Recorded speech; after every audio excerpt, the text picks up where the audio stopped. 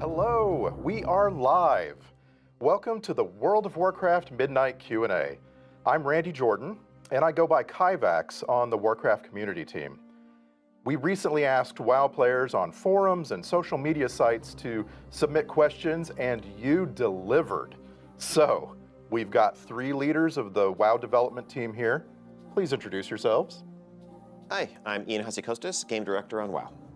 Hi, my name is Paul Kubit. I'm Associate Game Director on World of Warcraft, working on the Midnight expansion. Hi, I'm Maria Hamilton. I'm the Design Director for WoW. We got a lot of questions, and I want to get right to them. We're going to start with some housing questions. So, Cyglaive on the forums asked, it actually said, during a Gamescom interview, it was mentioned that Horde players would be able to use Alliance-style housing exteriors and vice versa. However, in a recent blog post, it was stated that the housing styles would be faction-locked. Can we get clarification on that? Yes, there was a bit of confusion definitely around the Gamescom messaging there. As we just saw in the deep dive video, the neighborhoods ultimately are anchored in specific locations in the world. If you are in the Alliance neighborhood, you are on the outskirts of Stormwind in the Elven area. If you are in the Horde neighborhood, you're on the outskirts of Orgrimmar. While private neighborhoods can be cross-faction, you can have your guildmates, you can have your friends of the opposite faction move in, the general setting, the exterior houses there are going to reflect the location. The NPCs that are wandering around the neighborhood, again, are anchored in that place in the world. Maybe something that we revisit down the line, but for the time being, if you're in the Horde neighborhood, the home exteriors need to reflect the Horde aesthetic. Take that up with the Orgrimmar HOA if there's a concern. Speaking of things wandering around, a player named Hey Hey on the EU Spanish forums asked, I know there are plans for combat pets to appear in housing. Are there also plans for hunter pets? Yes, so pets are something in general that we're working towards. At release in Midnight, battle pets won't be available to be placed just yet. I think something that we need to solve to make that work on the engineering side is actually making sure that they can path and move comfortably around whatever configuration of objects you might happen to place in your home or in your yard. So we are planning on delivering that shortly after launch. Alongside that, we do want to add the ability to place your mounts in your mount collection. If you want to, have them on a hitching post in your yard, that's something we'd love to deliver as well. Hunter pets are probably trickier. Those are character specific, and housing is an account-wide system really tied to your warband. And so, pulling from a specific character's hunter pet stable would probably be much more challenging. I'll never say never, but that's not in the plans currently. Decor. Björky on Reddit asked, how will the trading post housing items work? Let's say there's a chair on the trading post. Will we have to buy the chair multiple times if we want a set of 4 in our house? Will there be a 10-chair bundle for a set price, or will the purchase give us infinite amount of chairs? So this is something we spent a good amount of time thinking about. There's going to be lots of ways that you can get decor starting in 11.2.7 and then into Midnight through achievements, through crafting, through completing just the campaign of Midnight and so on. And we ran into a lot of the same questions that you asked, the person who asked this question. Yes. Yes, and for that reason, we're actually just not going to have them on the trading post. At least for the first few months, there should be plenty of other ways that you could start gathering decor for your house. And then you won't have to make that hard decision between, do I want this chair versus this cool mount or cool transmog? Another question comes from Xanther on the forums. Xanther asked, how will outdoor housing plots work? If I want a certain plot and it's taken, do I have the option to try another instance? Oh yeah, absolutely. Essentially, when you want to move house, you're just going to say, yep, it's time to move. It's all going to get packaged up for you. Paul likes to say that a mage comes along and puts it into an arcane ball for you. Don't know if that's actually, That is what happens. Oh, totally. Okay. And then you can go to wherever you'd like to deploy your house, and it just comes right back out of the bubble, set up exactly how you had it. So you can move around neighborhoods, you can move around different plots within a neighborhood. Yep, totally transportable. Right on. Celia on the German WoW forums asked, will there be updates to the guild system in Midnight? I think most of the updates we see to the guild system are going to be in the form of neighborhoods. We expect to see a lot of guilds, especially guilds who are playing a lot actively with one another, to build guild neighborhoods where you'll be able to live alongside one another. So instead of the typical ways you're interacting with one another in WoW, whether that's raid nights, Mythic Plus nights, PvP, whatever it is you choose to do, you might also just start running into one another in the morning when you go out to get the paper. And so really looking forward to seeing guilds build stronger connections based on those guild neighborhoods. I think the other systemic trappings of the guild system are something that we know is definitely due for a refresh. Guilds obviously have been there since the beginning, and there's definitely room for improvement. Our focus for Midnight, though, really was on the housing integration side of it, and the rest of the system is something we hope to get back to in the near future. A highly upvoted question on Reddit comes from Chilligok. Chilligok asked, will we ever get another texture update for older races? Especially compared to Earthen, the hairstyles are outdated now. We do have a couple which are coming in Midnight. As you complete the Amani campaign in Zulaman, you will be able to unlock some cool cosmetics for Darkspear Trolls, some cool hairstyles, and actually skin colors as well. And so if you have any Darkspear Trolls on your account, you play through the campaign, you'll be able to get some cool customizations. And this is one of the ways that we do try to approach this, is as it's appropriate to the story, we'll look for cool ways that you can integrate cosmetics into your own character. That's not the only way that we might do this, though. Yeah, exactly. I think it's something that we see as an issue to chip away at over time. We want to roll out extra customizations, hairstyles, you name it, for the existing races to continue to bring them up to parity with the very newest options. It's not something we're able to do all at once, but particularly where it makes sense and fits the story, we're excited to keep adding them. Our long-term goal is to get to a place where every race, whether brand new or one of the original ones, has roughly the same number of options. So, as we just saw in the deep dive and going back to the Gamescom announcement, we have a system coming called Prey. And I have a couple of questions here about Prey. System of Cells on Reddit asked, will the Prey system make all mobs in the target zone more challenging, or only the Prey target plus world quests unique to that system? Yeah, it will affect everything in the zone for you. So if you have chosen to go into the zone chasing a nightmare mode prey, everything is going to be much harder for you. It's based on an aura that's put on you, sort of like it's almost like an affliction in a way, or a torment. And as you move through that zone, it's going to be harder. And the player in Prey is on their own? They are when they finally wear down that boss, if it's in one of the harder modes. Then you need to go mano a mano. If it's in the normal mode, then the rest of the players in the vicinity can help you out. Gotcha. The WoW creator Fandy asked, is the Prey system planned to be a part of the world row in vaults? Yeah, in one way or another. As we build our expansion, one of the last things that comes in is specifics on rewards. So we don't have the specific details now, but when we do look at Prey, we look at it as similar in difficulty and sort of player activity to the types of things that you do in Delves. And Delves do take up that bottom row of the world row in the Great Vault as well. So we do expect, if you're running Prey, you're going to see better rewards in that row in one way or another. Good. I want to get to one of the most highly upvoted questions we saw across all channels. This is from Weird Dandom Ally on Reddit.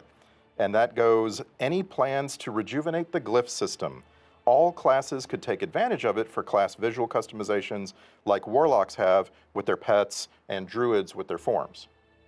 Yeah, so there isn't a Glyph overhaul planned for Midnight at launch in particular, but the general question of more customization for spell visuals, transforms, things along those lines, that's one that we're also very excited about and always looking to offer more customization, more cosmetic self-expression where possible. And the Glyph system is a great vehicle for this. It's not the only vehicle, but where it makes sense, that's definitely one of the avenues we would use. Speaking of highly upvoted questions, we got a lot from the PvP community. I want to ask a few of those.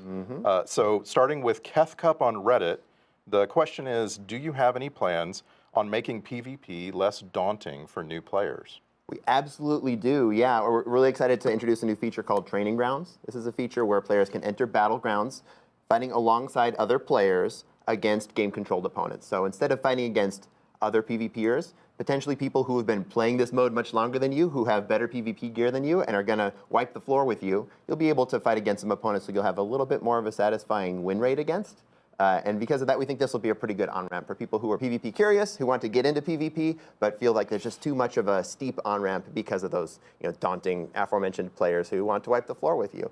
This is going to start with a couple battlegrounds that players will be able to jump into with training grounds, and we'll see where we go from there. I think, we love PvP, broadly speaking. I think one of the challenges is it can be very daunting to get in, as the question implies. If you're getting into PvP for the first time, you're in some cases jumping into a pool that's filled with sharks who've been doing this for 20 years. But there's so much, there's nothing quite like World of Warcraft PvP and that style of conflict, that style of combat. And so really our philosophical approach as we move into Midnight to really try to rejuvenate and grow the scene is to broaden the base of that pyramid so we can kind of lift the whole thing up and help all levels of it, whether you are the most hardcore person competing for titles at the end of every season. Everyone will be better served if people feel like they can actually enter this community for the first time and discover what is so great about WoW PvP. Let's all be sharks. So eventually. The PvP player and creator known as Supates had the most highly upvoted question on our forums. He wrote, "In the War Within, we saw major reward improvements and restructuring for Mythic Plus, which improved participation. Are there plans to look at the current reward structure for PvP, such as rating cutoffs or additional rewards?" There are definitely plans to look at this. One thing I can say that will be changing at launch in Midnight, in the first season of Midnight, is that top tier cutoff coming down from 2,400 to 2,300 for those rewards and titles. I think looking at how MMR has evolved and how the rating ecosystem has played out, that's been a bit too exclusive even for some of our best players. Broadly speaking, beyond that, I think there's a lot more that we would like to do with the system. That's not necessarily going to be happening right at launch in Midnight, but if you look, for example, at what we changed with Mythic Plus and new titles and new structure and things like the resilient keystone system in War Within, those changes came in War Within patches. So as we look to PvP and its evolution over the course of Midnight, that's definitely an area that we want to focus on. Got another one. Zandant on the WoW forums wrote, "Will War Mode receive more well-needed attention? More activities like zone objectives or rotating events? Maybe a free-for-all treatment?" Yeah, we're adding a whole new area into the Voidstorm zone, a giant War Mode area which reflects the same space as the Slayer's Rise Battleground. If you watched the deep dive video, you got to see that. That Slayer's Rise is also made manifest in the zone itself. And this is, if you've played War Mode in past expansions, you know that we've taken a couple War Mode areas and had maybe one in each zone, one in Ringing Deeps and one in Isle of Dorn, where PvP, when you enable War Mode, you'll have some special, unique activities. We took all those and glumped them all together right into this Slayer's Rise area, and so there's going to be a huge PvP playground. If you have War Mode on, be able to do lots of cool world quest activities, reasons to just kill one another, and even if you don't have War Mode enabled, there'll still be PvP-themed content for folks doing world quests up in that area. Why would you not have War Mode enabled? That's a very good question. Yeah. Because you're afraid of sharks. Yeah, it's sharks. Okay, all right. Yeah. Thank you. So, MacLamente26 on Reddit asked a question that we saw a lot of, which is, when can we expect reputations from expansions prior to Shadowlands to become Warbound reputations? So yeah, taking full accountability here. I know that when we rolled out the warbands, we said that we were going to work our way backwards through reputations. We haven't made progress as quickly as we would have liked. We got some of the Shadowlands reputations, but not the Covenant ones.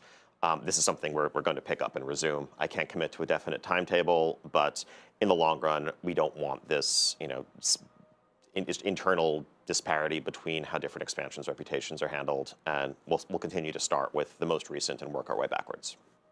Thank you. 610 on Blue Sky said, War Within is the first WoW expansion without a legendary. Can we expect anything in Midnight, or is the team taking time to reevaluate what place legendaries have in the modern game?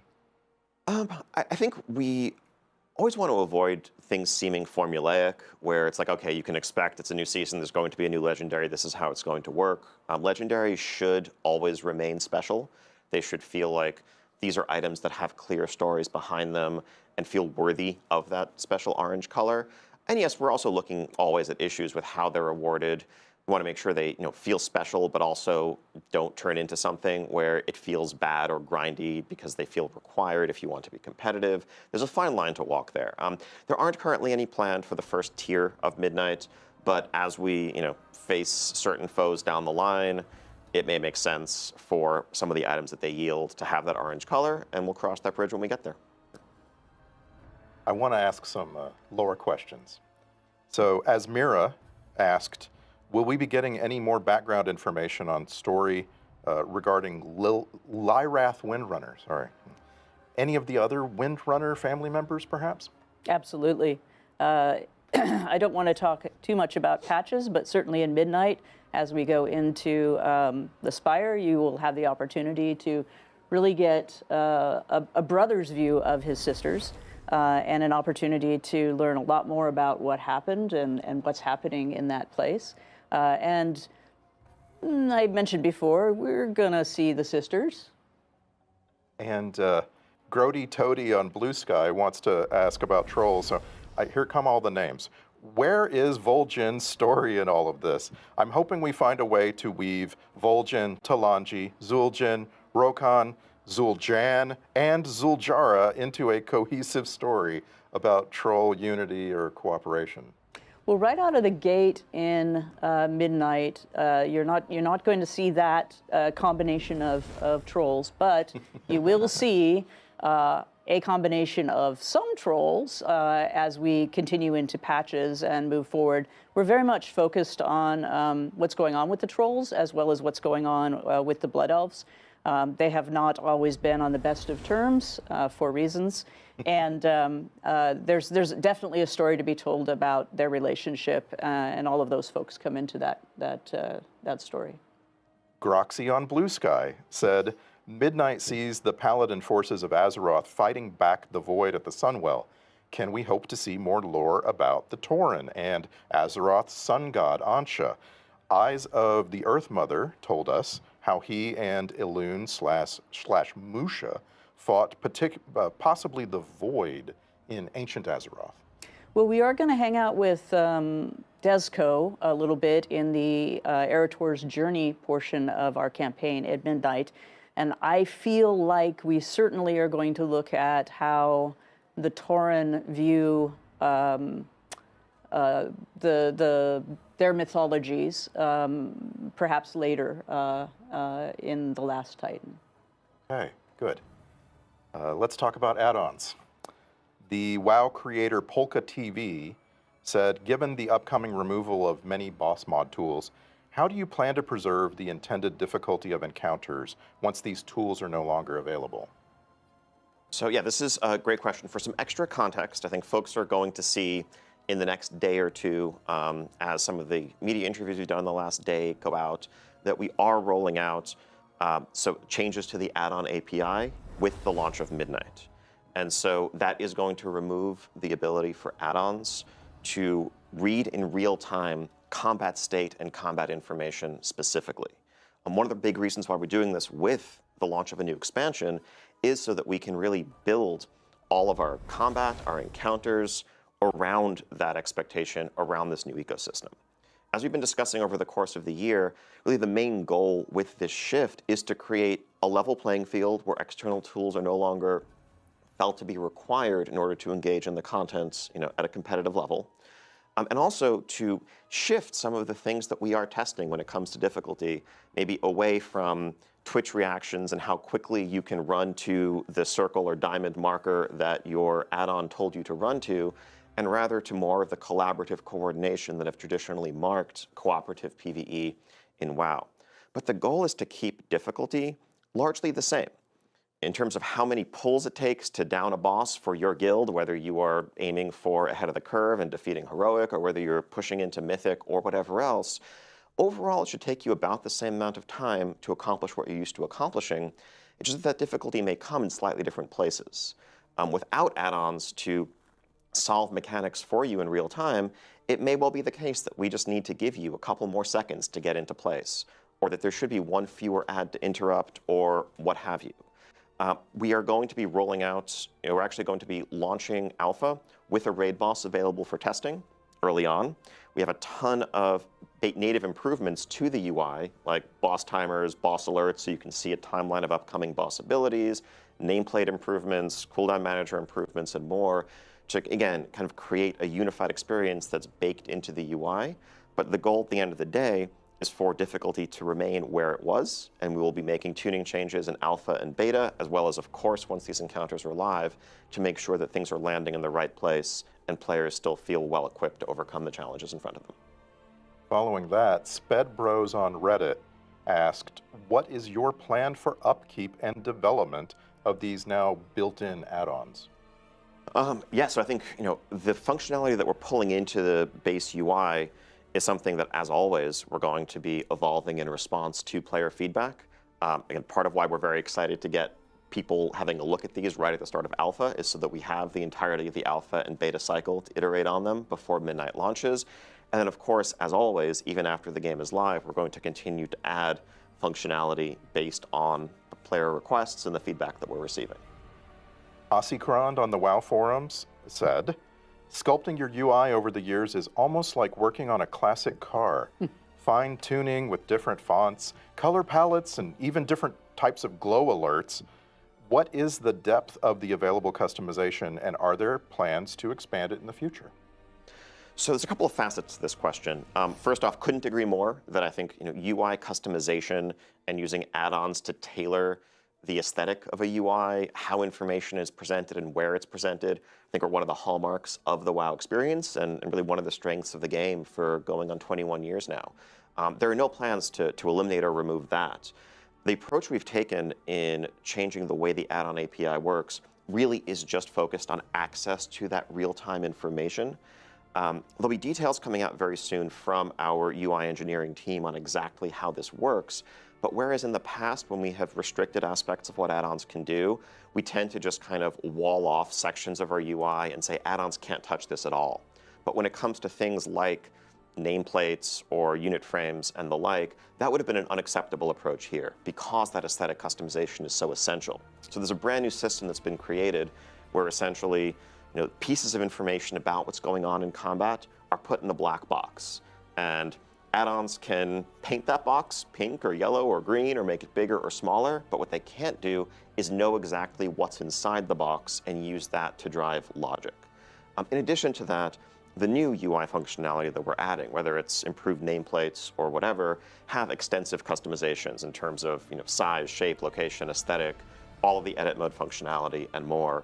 But we have no intent of pulling back in any way from the aesthetic customization that add-ons have always offered. Cutting to the chase, Felfer on the WoW forums asked, does this mean that existing add-ons like Deadly Boss Mods, Plater, or Details are going to break? They will change significantly. I think certainly, day one, if you're logging into alpha and you try to enable them, I do not believe they will work due to changes in the API, but that's standard for any new expansion release. We are inviting the authors of a vast range of add-ons into our first week of alpha, so that's going to be coming up in just the next few days, to get their hands on these changes, to give us feedback about how we can better support their ongoing development. But yes, when it comes to the specific ability to read and process combat information and use that to drive logic, that is going to be changing, and that will affect those add-ons. Okay, give me one more. This comes from Herrix on the WoW forums. Herrix said, what are the plans regarding improvements to the default raid frames? In the effort to reduce the need for add-ons, raid frames are a major pain point for healers, where the default Blizzard raid frames are basically unusable without at least some external modification. So yeah, we also have improvements coming to raid frames, definitely with healers in mind. If you're, let's say, a resto druid who wants to be able to see all of your hots on a target, that's something that we agree is very important and needs to be baked into the default functionality. Same with encounter designers calling out major buffs and debuffs and things that you need to know in an encounter, whether you're a healer or just a raid leader wanting to keep tabs on the state of the encounter that way. And of course, as mentioned earlier, add-ons will still be able to customize the look and the feel and the size and the overall presentation of raid frames. There just won't be certain functionality that is driving logic based on whether you happen to have a certain debuff or not. But all the rest should still be available. E. Chow on Blue Sky has a couple of questions. Given the connection to the Army of Light, the Sunwell and Blood Elves in general being their main rival in the Burning Crusade, will we see Draenei play any sort of role? Also, will Quel'Thalas be, with Quel'Thalas being part of the main world now, will there be any updates to Forsaken lands? So the Draenei, obviously will be part of the fight, part of the battle that we're waging against the Void.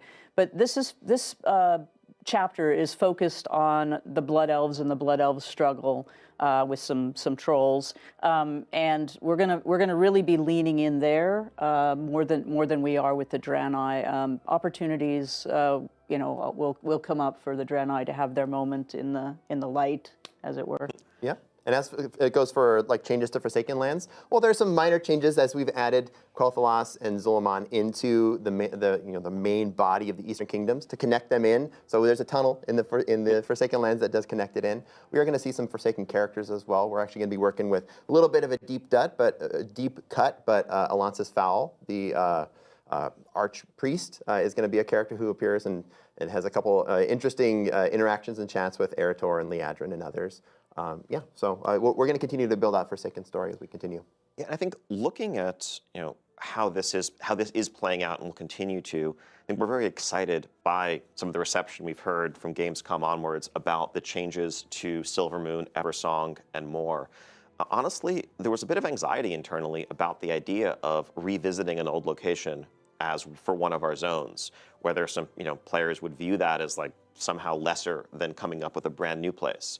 But I think as people see this full splendor of Silvermoon, get a chance to revisit Eversong and what it's become all these years later, I think the excitement around that really excites us too, because we'd love to be able to tell more new stories in some of the iconic locations that resonate throughout everyone's fandom of Warcraft and what Azeroth is about. And so that will mean updating those locations, and I think that's something that we're excited to do more of as we look forward. Of course, The Last Titan will see us going back to Northrend, so that'll be a story for another day. Yeah. I think we for sure discovered that we can tell different stories when we go to old places and see how characters have changed, see how the spaces have changed. It's been a really cool opportunity to do that in Midnight. Let's shift to some class talk. Thaxia on Reddit asked, are you planning on adding any new specs that can tank or heal for existing classes? Not right now in Midnight. I think Devourer, Demon Hunter, and that new range DPS spec for them is our focus right now. But I think we've seen, whether it's this or whether it's augmentation, there is excitement around the idea of established classes getting new specs. And so that is something I think we are likely to explore as we look to the future.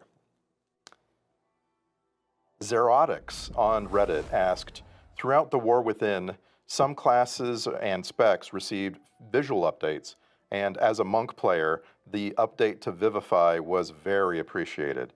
Are there any other classes or specs that can be revealed to be getting updated visuals in Midnight? Yeah, there's a couple really cool Apex talents. So Apex talents are the new talents you'll be able to learn at the bottom of your spec tree, and a lot of these have some fantastic visuals. Ones that jump out to me are the augmentation, where you summon a bronze dragon version of yourself from the future to fight alongside you for a little bit. The Frost Mage one as well, you summon a Hand of Frost that chases down your target and attack them. And so these are some of the new abilities that are going to get some new custom visuals. As far as looking back at older visuals, as was the case with Vivify, this is something that we tend to do as we continue to build smaller patches. Most of our efforts for Midnight was building all the new stuff, but then as we continue building out the game, we look to the future. This is where we look back at, as we did with Vivify, find abilities where we can raise the floor and say, okay, this one has aged not as gracefully as the rest of our visuals, and we can bring it up to par with the rest.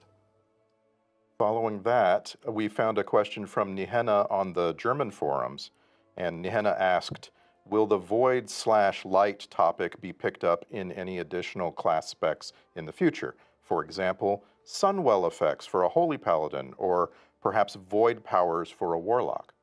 I don't know about void warlocks quite yet, but we do have a existing void themed spec, the Shadow Priest, my beloved Shadow Priest, which has a new ability, Tentacle Slam, which replaces Shadow Crash, and it is a giant voidy tentacle that slams down in a line in front of you and has a similar AoE component, but a lot more of a classic voidy Shadow Priest idea to it. We also have on one of our Apex talents, the Discipline Priest has Void Shield, which replaces your Power Word Shield with a Void-themed shield. So there are places where the Void and Light are leaking into our class design. Going back to the support roles, Neo Saro on the EU Spanish forums asked, can we expect anything new regarding the support role in Midnight? Will it be expanded to other classes? Is it considered that it maybe didn't work as expected for augmentation, and perhaps that just becomes a normal damage or healer? So we're not planning on currently expanding it to other classes, but we're also not planning on changing augmentation to just fit into the existing niches. I think there's a lot of excitement around the idea of support, and I think we've seen players embrace that fantasy. I think we are still iterating on evolving that specialization and getting to a place where we can find a happy medium, where it can kind of realize that fantasy and be effective as someone who bolsters the strength of your allies without also becoming so effective that it feels required in groups and kind of limits composition diversity. I think if we're able to achieve that, hopefully when we're able to achieve that, I do think we would like to look to what other ideas might apply a different fantasy to executing that concept. I want to switch to the topic of delves. The WoW content creator True Villain Manny said, with delves integrated into the story, will there be certain scenarios that are locked in as we level? And will there be additional story in those alternative scenarios with delves? Yeah, as we move through the campaign in Midnight, we will be entering delves with specific goals in mind. And that particular variant of the story will have the objectives that we need to accomplish as we go through them. As always, our delves will have multiple variants to play through with different stories occurring. So yes, we will continue to use delves in this way, and look for opportunities to continue to build quest content that enters delves. So let's go inside. Varteris on the WoW forums said, will delves have even greater variety than in the War Within?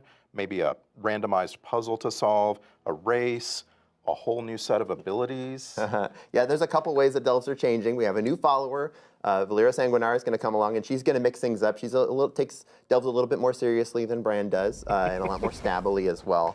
We also have some outdoor delves that are going to take place in outdoor spaces, and so this will just change up not only the vibe of the space, but your ability to move around, because you'll be able to use your ground mounts to get around. We're also just taking a look at the mechanics that we're using in delves in Midnight. So you can announce now that Midnight does not have any underwater delves. It also does not have any delves with a mechanic where you have to, say, pick up a candle or a totem and throw it ahead and continue doing that on a continued basis. Folks, let us know how they felt about those, and we're not moving forward with those designs in Midnight. So Relentless on the EU Spanish forums asked a version of a question we got a lot. And Ian, what's stopping the World of Warcraft development team from doing a world revamp? Could we get a world revamp? I mean, I think, the idea of revamping everything at once is a terrifying one, frankly. But I think, as touched on earlier, we definitely want to tell new stories in iconic locations. And in doing that, we would certainly do much more than just do a fresh coat of paint on the area. We would really reimagine it and bring it into the present day, as we have with Eversong. Our current focus is, of course, on the story that we're telling for the rest of the World Soul Saga. That will touch on some familiar locations. But down the line, I think the lessons we are learning and the experiences we're having, revisiting some locations, open the door to doing a lot more of it. Saw a very upvoted question from Solera, a French WoW player on X. Solera asked, without giving away spoilers, very important, Okay. does Midnight introduce any completely new elven tribes or expand on lesser known ones? Maybe the Kelderai? Without spoilers. Without spoilers. That's a tough constraint. Yeah. Maybe. That's right. I don't think it's spoilery to say we're going to be learning a lot about the elves and the elves' relationships with one another, and that would include Quel'Darai. Thank you. And Zoris on the EU Spanish forums asked, with the Devourer specialization, all Demon Hunter abilities will use void effects and icons, even those shared by all three specializations. Has there been any consideration of extending this aesthetic customization to other classes? So I think philosophically and narratively, what a Void Demon Hunter represents, what a Devourer Demon Hunter represents, is one who, rather than harnessing and channeling fel energy, is channeling void energy to turn it against those who originally wielded it. And so that is going to transform a wide range of their abilities. On the other hand, when we look at, let's say, a Fire Mage or a Frost Mage, they're not forsaking the arcane when they become a Fire Mage. And so Blink is still an arcane spell, and Counterspell is still an arcane spell, and so forth. And so I think when we look at other classes, we generally like to look at that broad base of multiple, areas of focus. And just because you specialize in one thing doesn't mean that that transforms all of the others. That said, touching on some earlier questions, when it comes to glyph spell customizations and other things that players may want to customize the look and feel of their abilities, there's always an opportunity there. Another highly upvoted question all over the place. I'll take the version of this question from Navarel on the EU German forums. Would you consider replacing the ready-made group in follower dungeons with characters from the player's warband? Definitely something we are considering. Not something we're going to be able to deliver for Midnight, but ever since the introduction of both warbands and follower dungeons, this idea, this request has popped up. It's something that we're excited about internally as well. There's some technical hurdles to kind of pull that information down in real time and make it work, but it's something we do want to deliver down the line. Ian's not lying about technical hurdles. There were multiple technical hurdles in the way. We're actually jumping over one of them with Training Grounds, where we're changing the way that some of those game-controlled characters or bots are built to be building Training Grounds in this way gets us one hurdle closer to being able to do what you're asking for. There are so many people on this development team that I would call technical hurdlers. Engineers, that's just what they do. They jump over hurdles. So, Maria, Silo on the WoW forums asked, will there be new mini-game type quests in Midnight? Yes, there will be. We actually have a new mechanic that was created for Zulaman specifically, where you will do some, underwater stuff, but it's quite fun. It's the Amani Abyss style. You're gonna be going fishing troll style. Okay. Yeah. That's a revelation. I like that. While we're revealing things, Musselton on the WoW forums asked, I'm extremely excited for the Harronir. Can you share more information on their druid forms? Well, conveniently, if you watched the deep dive, you saw a flash of those. Fundamentally, they all have quills to throw back to sort of the Harronir. But the tank form is a pangolin bear with sort of bat-like ears. They all sort of got those ears. Yeah, they right? got the ears and the quills. And we have a wolverine for our feral spec. We have an owl-like, quilled owl-like sort of boomkin.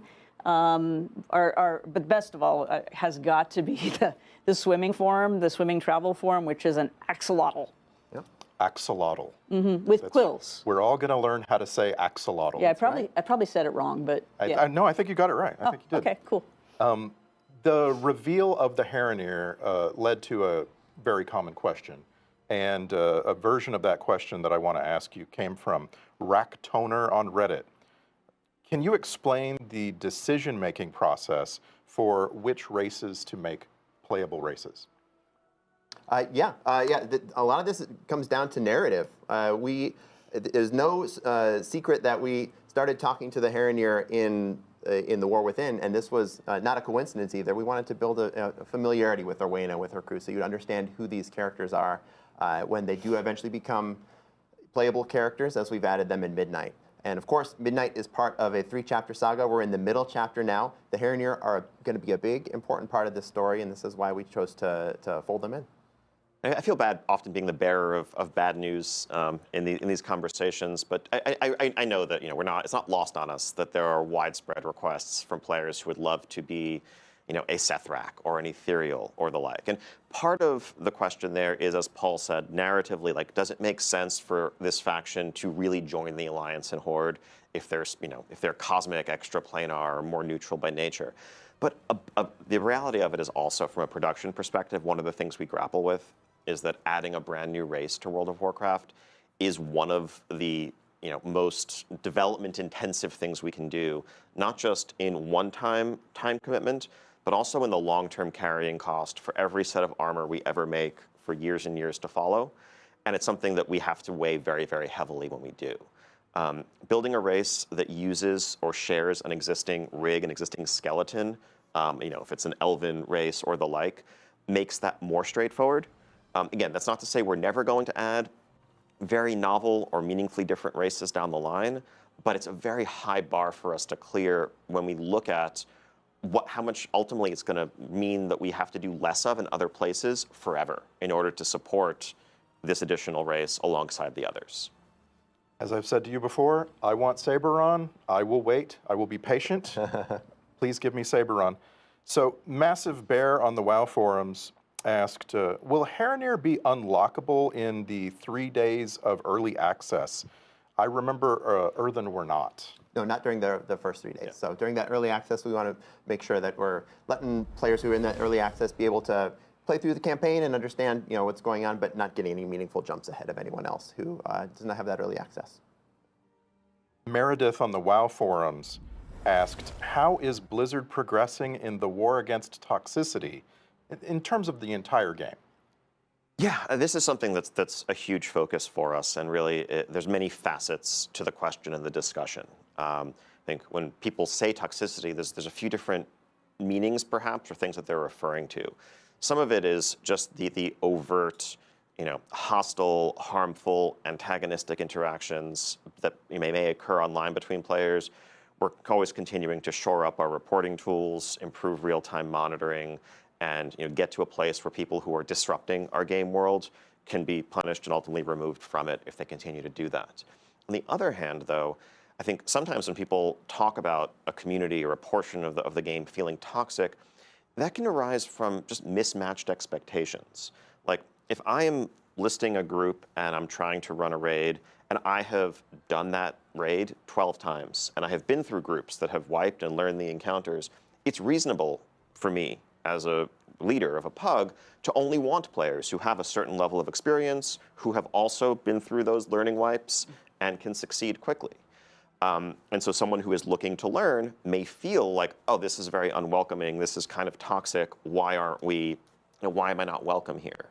And ultimately, that's an issue of aligning expectations. And I think there's a lot more that we can do on the pro-social side of things to help people find like-minded players and like-minded groups.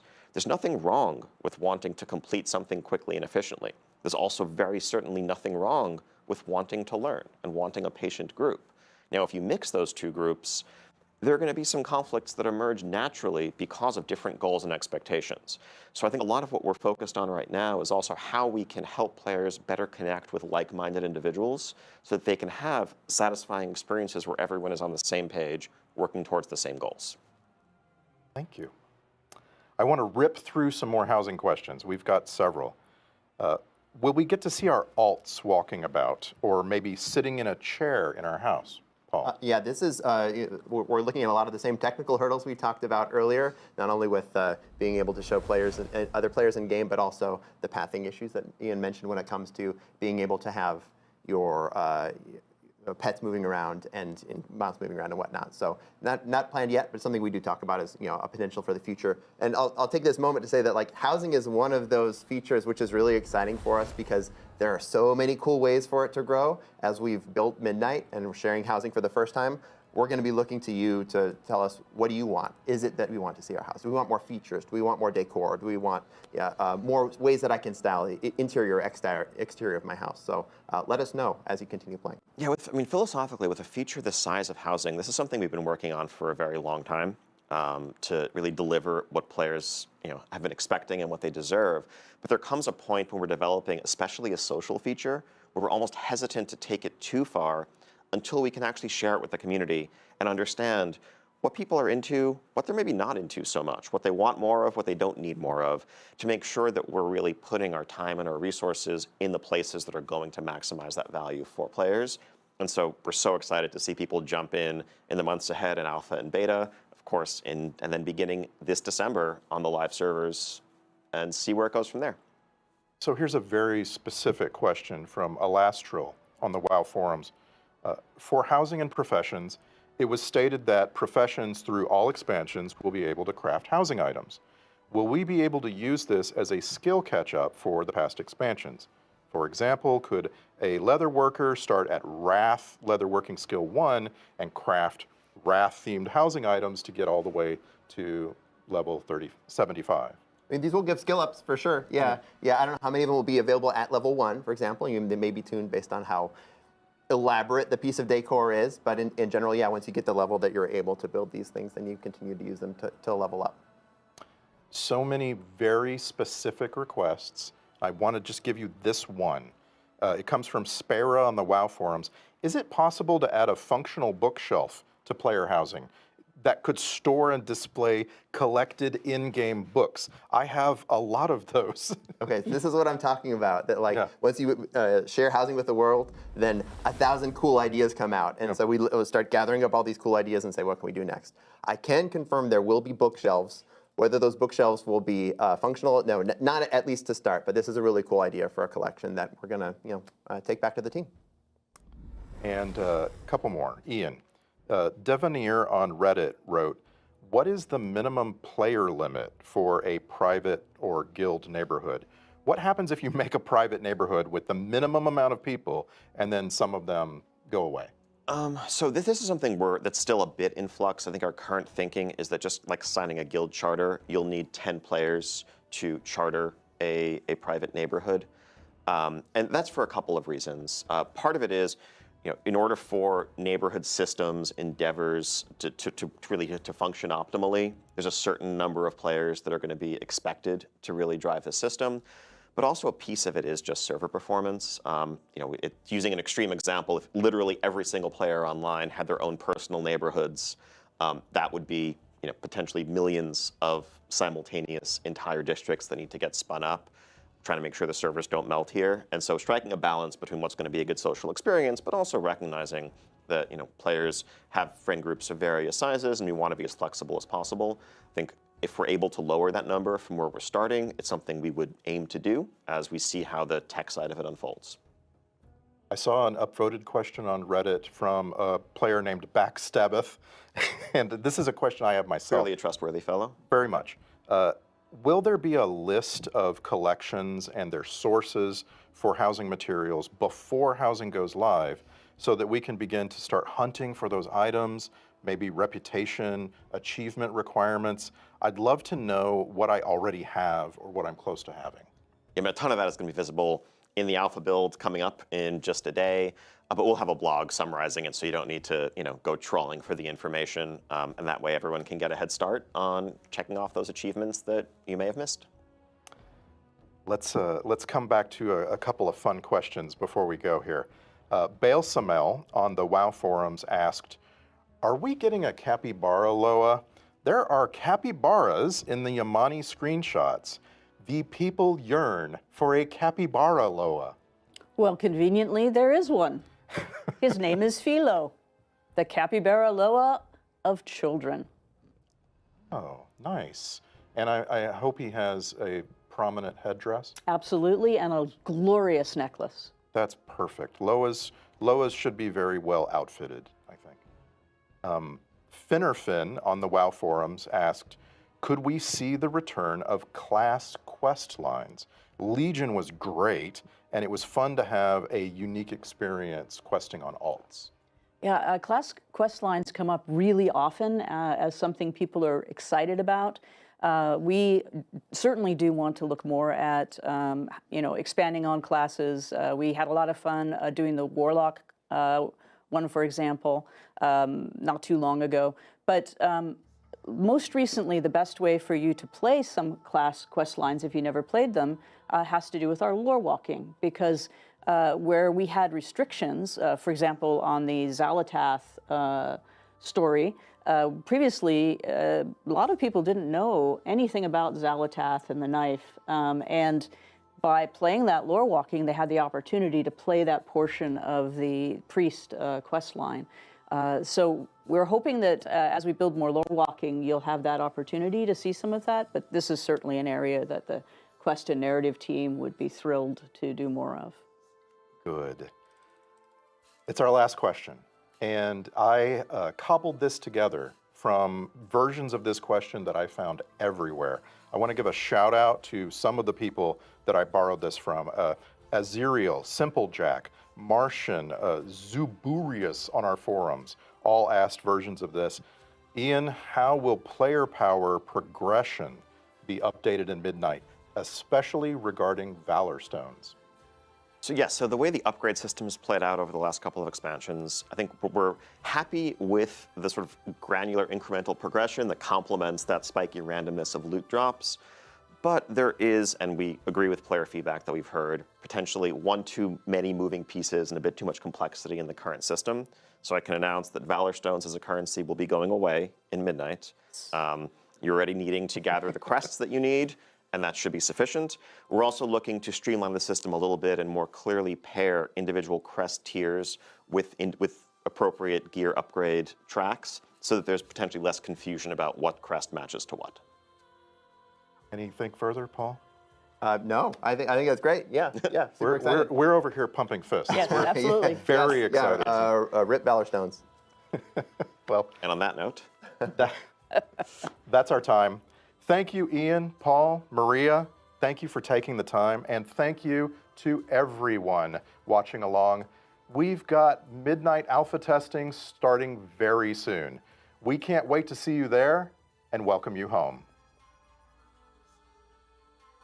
thank you.